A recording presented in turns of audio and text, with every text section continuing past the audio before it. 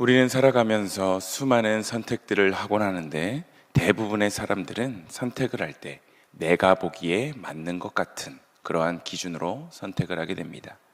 특히 나이가 들면 들수록 자신의 인생을 그동안 살아왔던 경험이 있고 연륜도 있고 또 수많은 실패와 성공도 경험해 봤으니 이제 웬만한 일들은 내 스스로 다 분별할 수 있다 라고 생각을 하게 되는데, 오늘 본문 25절은 우리에게 완전히 다른 말씀을 하고 있습니다. 어떤 길은 사람이 보기에 바르나 필경은 사망의 길이니라. 아멘. 이 말씀은 이미 잠언 14장 12절에도 똑같이 등장했었습니다.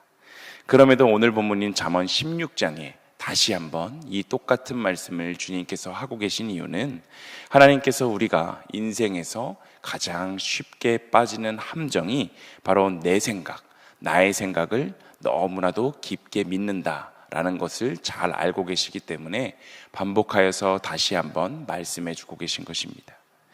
오늘 본문은 우리에게 내 눈에 옳게 보여도 하나님이 아니다라고 하시면 그 길은 결국은 망하는 길이다라는 것을 말씀해 주고 있고, 또한 우리의 인생은 결국 하나님의 손에 달려 있다라는 사실을 분명하게 말해주고 있는데, 오늘 잠언의 말씀을 통해 하나님께서 각자에게 주시는 그 음성을 들으시는 귀한 시간 되시길 소망합니다. 먼저 오늘 본문 25절의 말씀을 함께 읽어보겠습니다. 함께 읽습니다. 어떤 길은 사람이 보기에 바르나 필경은 사망의 길이니라. 아멘. 여기서 우리가 주목해 보아야 하는 표현이 바로 사람이 보기에입니다. 사람이 보기에 틀린 길, 망한 길이 처음부터 보인다면 그 길로는 아무도 가지 않을 것입니다. 하지만 사망의 길, 그 길은 처음에는 아주 좋아 보이는데 합리적이고 효율적이고 손해보지 않을 길처럼 아주 보이기 때문입니다. 우리를 날마다 유혹하는 사탄도 처음부터 이 길은 망하는 길인데 이 길로 가라 라고 대놓고 유혹하지 않습니다. 이 정도는 괜찮아, 다들 이렇게 살아, 이번 한 번쯤은 괜찮아 라고 속삭이면서 결국 하나님의 말씀보다 자신의 판단을 더 앞세우게 만들어서 사망의 길을 걸어가게 만듭니다. 우리도 일상을 살아가면서 얼마나 쉽게 하나님의 말씀보다 나의 경험과 나의 생각을 앞세우게 됩니까?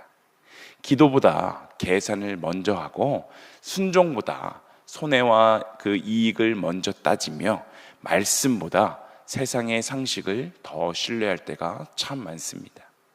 신앙생활도 내 기준에 맞으면 순종하고 이해되지 않으면 따르지 않을 때가 더 많은 것이 우리들의 솔직한 모습입니다.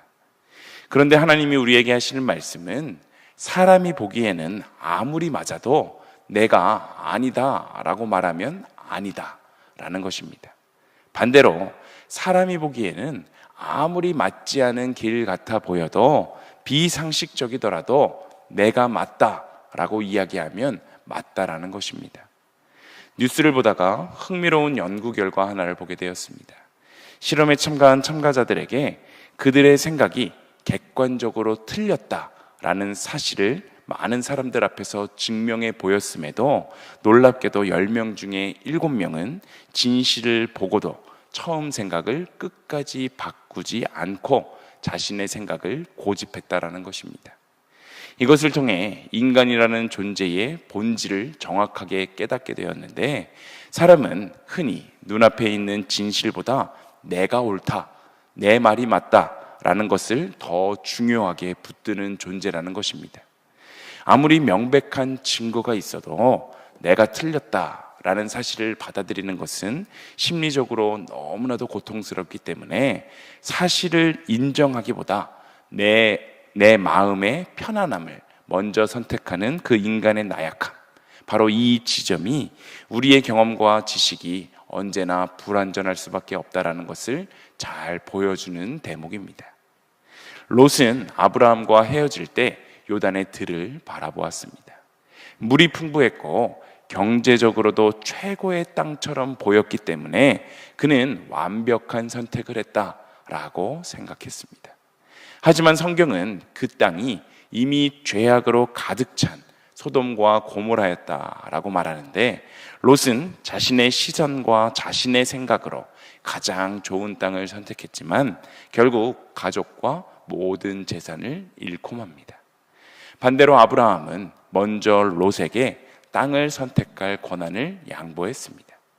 이것은 세상의 기준으로 볼 때 완전히 손해보는 짓이었지만, 그가 하나님을 신뢰하며 하나님께 모든 뜻을 내어 맡겼을 때 하나님께서는 아브라함에게 가나안의 모든 땅을 약속하시고 믿음의 조상이 되게 하셨습니다. 26절에는 고되게 일하는 자는 식욕으로 말미암아 애쓰나니 라고 말하는데, 이 말씀도 단순히 먹고 살기 위해 애쓴다, 일한다 라는 뜻맛이 아니라 사람은 자신의 욕망이 시키는 대로 살아간다 라는 의미를 담고 있습니다. 이 욕망은 사람을 열심히 움직이게 만들어주기도 하지만 방향이 틀리면 아무리 열심히 달려도 목적지에 도착할 수 없습니다. 속도가 문제가 아니라 바로 방향이 문제인 것입니다. 우리의 인생도 마찬가지인데, 나의 열심으로 열심히 살아가는 것보다 더 중요한 것은 우리의 인생이 과연 하나님이 인도하시는 대로 하나님이 원하시는 방향으로 나아가고 있는가입니다. 신앙은 내가 옳다고 믿는 길을 하나님께 인정을 받는 그러한 작업이 아닙니다. 신앙은 하나님께서 옳다고 말씀하시는 길, 바로 그 길을 내가 배우고 그 길로 따라가는 과정입니다.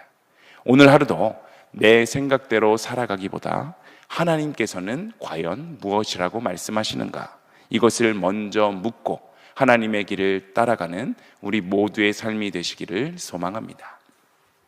본문 31절 이하는 우리가 상식적으로 가지고 있는 생각들을 뒤집는 하나님의 지혜에 대해서 말씀하고 있는데, 먼저 본문 31절을 함께 읽어보겠습니다. 31절입니다. 백발은 영화의 면류관이라 공의로운 길에서 얻으리라. 아멘. 오늘날은 젊음을 유지하는 것, 바로 그것이 최고의 가치처럼 여겨집니다. 흰머리를 감추고 각종 시술들로 주름들을 없애고 나이가 들지 않는 것, 이것이 바로 성공인 것처럼 이야기하지만 성경은 지금 정반대로 말하고 있는데, 백발이 영화의 면류관이다 라고 말씀하고 있습니다. 백발 자체가 면류관인 것이 아니라 공의로운 길을 걸어온 사람이 얻는 백발, 이것이 면류관이다 라고 말하고 있는 것입니다. 즉 오래 사는 것, 그것만이 중요한 것이 아니라 어떻게 오래 살아왔는가, 이것이 중요한 것입니다. 우리 주변에도 이렇다 할 큰 업적을 남기진 않으셨어도 수십 년 동안 한결같이 예배의 자리를 지키고 가족을 위해 기도하며 맡겨진 자리에서 묵묵히 신앙생활을 지켜오신 분들이 있는데, 그런 분들의 삶에는 말로 감히 설명할 수 없는 권위와 신뢰가 느껴집니다. 그것은 단순히 신앙생활을 오래 했거나 교회에서 직분이 높다고 생기는 권위가 아니라 바로 삶에서 배어나오는 그러한 권위입니다. 사무엘은 어린 시절부터 하나님의 부르심을 받았고 평생 이스라엘 지도자로 살았던 인물입니다. 그런데 그의 삶을 되돌아보면 화려한 기적보다 더 돋보이는 것은 끝까지 변하지 않았던 그의 신실함에 있었습니다. 그는 백성들 앞에서 내가 한 번이라도 누구의 소를 빼앗았던 적이 있느냐, 누구를 속였던 적이 있느냐라고 당당하게 물을 수 있었을 만큼 아주 깨끗한 삶을 살았고, 백성들도 그의 정직함을 인정했습니다. 그의 백발은 단순히 시간이 흘러 세월이 흘러 생긴 흔적이 아니라 하나님 앞에서 공의로운 길을 걸어온 삶의 면류관 그 자체였습니다. 이어지는 32절도 우리의 가치관을 뒤집는데, 32절은 노하기를 더디하는 자는 용사보다 낫고 자기의 마음을 다스리는 자는 성을 빼앗는 자보다 나으리라 라고 말하고 있습니다. 세상은 큰 일을 이루는 사람, 큰 업적을 이루는 사람이 대단한 사람이고 영웅이다라고 말하지만, 하나님은 자기 자신을 이기는 사람이 영웅이다라고 말씀하고 계신 것입니다. 세상은 큰 일을 이루는 사람이지만, 하나님께서 말씀하시는 이것을 집중해서 보면 우리는 살면서 대부분 다른 사람을 이기는 것, 그것은 너무나도 잘하지만 자기 자신을 이기는 것은 평생의 숙제일 때가 참 많습니다. 화가 나는 순간 말을 참는 것, 억울해도 복수하지 않는 것, 감정에 끌려가지 않고 하나님의 말씀대로 행동하는 것, 우리가 머리로는 얼마든지 이것을 알고 있지만 이것을 삶 속에서 나의 행동으로 실천하는 것은 너무나도 어렵습니다. 가정에서, 직장에서, 교회에서 관계가 무너지는 이유도 대부분 큰 사건, 큰 사고 때문에 일어나는 것이 아니라 순간적으로 던진 한마디 때문에 잠깐의 분노가 수십 년의 관계를 무너뜨리는 경우를 주위에서 어렵지 않게 볼 수 있지 않습니까?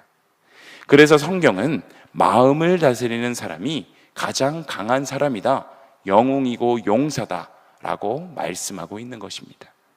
오늘 본문 33절은 우리가 함께 묵상하는 오늘 본문의 결론과도 같은데 33절의 말씀을 함께 읽어보겠습니다. 함께 읽습니다. 제비는 사람이 뽑으나 모든 일을 작정하기는 여호와께 있느니라. 아멘. 당시에는 중요한 일을 결정할 때 제비를 뽑는 경우가 참 많이 있었는데 이것이 사람의 눈에는 우연처럼 보였습니다. 하지만 하나님은 사람은 제비를 던질 뿐이고 그 결과까지도 하나님의 손 안에 있다라고 말씀하고 계십니다. 그런데 우리가 때로는 이 말을 오해해서 어차피 하나님께서 다 하실 건데 우리는 아무것도 안 해도 되겠네 라고 생각하는 경우가 있습니다. 하지만 이 말은 사람이 아무것도 하지 말아라 라는 뜻이 아닙니다. 우리는 모든 일에 계획하고 준비하고 최선을 다해야 합니다. 그러나 마지막 결과를 붙들고 계시는 분은 하나님이시다라는 것을 인정해야 하는 것입니다. 우리가 결과를 하나님께 맡길 때 우리는 그 결과로 인해 무너지지 않을 수 있습니다. 하나님께서 허락하신 결과라면 그것이 우리의 눈에 성공이든 실패처럼 보일지라도 그 모든 것에 선하신 하나님의 뜻이 있다라는 것을 우리는 믿을 수 있기 때문입니다. 지난 2026년 상반기를 돌아볼 때 우리들의 인생에 크고 작은 많은 일들이 있었습니다. 기쁜 일도 있었지만 우리의 삶에 참 이해할 수 없는 어려운 일들도 많지 않았습니까? 하지만 우리가 맥주 감사주의를 지나며 그 모든 것들도 감사로 받을 때 이해되지 않았던 일들도 그 시간이 지나 오히려 하나님께서 가장 좋은 길로 인도해 주신 것이었구나 라는 것을 깨달을 수 있게 됩니다. 우리가 붙들어야 하는 것은 내 경험도 내 계산도 아니라 하나님의 주권임을 다시 한번 기억하시기를 소망합니다. 공의로운 길을 끝까지 걸어가는 사람, 자기의 마음을 다스릴 수 있는 사람, 그리고 결과를 하나님께 맡기는 사람이 결국 하나님께서 높여주시는 사람이다 라는 사실을 기억하며 그러한 삶을 살아내기 위해 오늘도 애쓰시는 일신교회 모든 성도님들 다 되시길 소망합니다. 오늘 말씀을 정리합니다. 오늘 본문을 통해 우리는 중요한 두 가지 진리를 깨닫게 되었습니다. 첫 번째, 내 눈에 옳아 보이는 길이 반드시 하나님께서 기뻐하시는 길은 아닙니다. 그렇기 때문에 우리는 경험보다 말씀을, 계산보다 순종을 앞세울 수 있어야 합니다. 두 번째, 우리의 인생의 결과는 하나님의 손 안에 달려 있습니다. 그러므로 우리는 조급해야 할 이유도 결과 때문에 절망할 이유도 없습니다. 하나님께서 가장 선한 길로 우리의 삶을 이끌어 가고 계시기 때문입니다. 이 새벽 우리가 하나님 앞에 나와 예배하는 이유도 오늘 하루를 내 지혜로 시작하지 않고 하나님의 지혜, 하나님께서 허락하신 그 길을 따르기 위해입니다. 우리의 눈은 짧지만 하나님의 그 시야는 영원하며 우리의 계획은 제한되어 있지만 하나님의 계획은 완전하십니다. 또한 우리의 길은 흔들릴 수 있지만 하나님께서 인도하시는 길, 그 길은 결코 흔들리지 않는다라는 사실을 기억하며 오늘도 내가 보기에 옳은 길이 아니라 하나님께서 기뻐하시는 길을 선택하며 하나님의 손에 우리의 모든 삶을 내어 맡기는 일신교회 모든 성도님들 다 되시길 간절히 소망합니다.